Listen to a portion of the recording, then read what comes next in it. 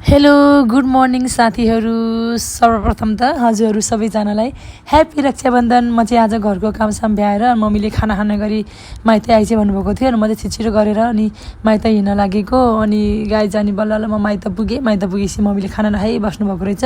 म ठ्याक्कै 11 बजीतिर पुगेको थिएँ कि माइत। अनि मम्मीले हात धोइहाल्यो, भोक लागेको छ छोरी खाना खाइहाल्यो भन्नुभयो। मैले चाहिँ हात धोएर अनि हुन्छ मम्मी पस्किनु न भने अनि म हात धुन गएँ। हात धोएर चाहिँ म खाना खान बसेँ। अनि मम्मीले खाना पस्किनु भयो। अनि क्वाटीहरू अचारहरू बनाउनु भएको रहेछ।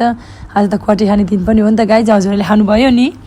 अनि म आमा छोरी मिलेर अनि खाना खायौँ। अनि गफ गर्दै खाना खाँदै गऱ्यौँ है। अनि खाना खाँदै गरेपछि गफ पनि अलिअलि चल्यो नि त गाइज। अनि गफ गर्दै गएपछि चाहिँ मम्मीले अनि भाइले तँलाई गिफ्ट पठाइदिएको छ भन्नुभयो। अनि मैले चाहिँ हो र भने के गिफ्ट भनेर अनि सोधेँ मम्मीले। अनि हिँड न त अनि हेर अनि मलाई थाहा हुन्छ भन्नुभयो। अनि मम्मीले दराज खोलेर अनि गिफ्ट देखाउन लाग्नुभयो। म चाहिँ एकदम एक्साइटेड पारा बसिरहेको थिएँ कि गाइज, के गिफ्ट दिनुहुन्छ होला भन्नु ठान्दै। अनि म चाहिँ आनन्दले एक्साइटेड पारा बसिरहेको थिएँ। अनि मम्मीले झोलामा निकालेर दिनुभयो। अनि झोला यता त ठुलो जस्तो लाग्यो, के छ भन्नु ठानेको है। लास्टमा त ब्याग रहेछ गाइज, मलाई मनपर्ने कलरको है। मेरो कलरको ब्याग थिएन कि, मलाई नभएको कलरको मलाई मनपर्ने खाले साइजमा है राम्रो खाले ब्याग चाहिँ भाइले पठाइदिएको रहेछ। अनलाइनबाट अर्डर गरिदिएको रहेछ।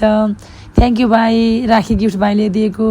ह्याप्पी रक्षाबन्धन भाइ भन्न चाहन्छु यस तर्फबाट। अनि त्यसपछि हामीले अनि यो गिफ्ट हेरिसकेपछि चाहिँ अनि भाइलाई फोन गरिकन अनि दिदी बहिनीहरू चाहिँ टाढै छ भनौँ न। एउटा नजिक बहिनी आउन पाउनु भएन। अनि एउटा चाहिँ काठमाडौँ हुनुहुन्छ है, बाटोको कारणले आउन पाउनु भएन। अनि हामी चाहिँ सबैजना अनलाइनमा जोइन भएर अनि भाइसँग रक्षाबन्धनको कुराकानी गर्दै गफ गऱ्यौँ है। अनि यसरी रमाइलो भयो, हाँसो भयो, रमाइलो भयो। भाइ चाहिँ ड्युटीमा रहेछ होइन, उसले चाहिँ बिचरा भर्खर खाना खाने ब्रेक पाएको रहेछ। अनि त्यही ब्रेक आएपछि बोल्छु भनेर हामीसँग बोल्न थाल्यो। अनि रमाइलो भयो, गफ गऱ्यो, गफ गर्दै बस्यो। लामो गफ भयो हामी सबैजनाको, लगभग 20-30 मिनट जति हामी सबैजना गफ भयो। मम्मी पनि बसेर गफ गरिरहनु भयो। अनि मैले मम्मीलाई पनि देखाइदिएँ बेला बेलामा। अनि रमाइलो भयो guys. Thank you for watching my video.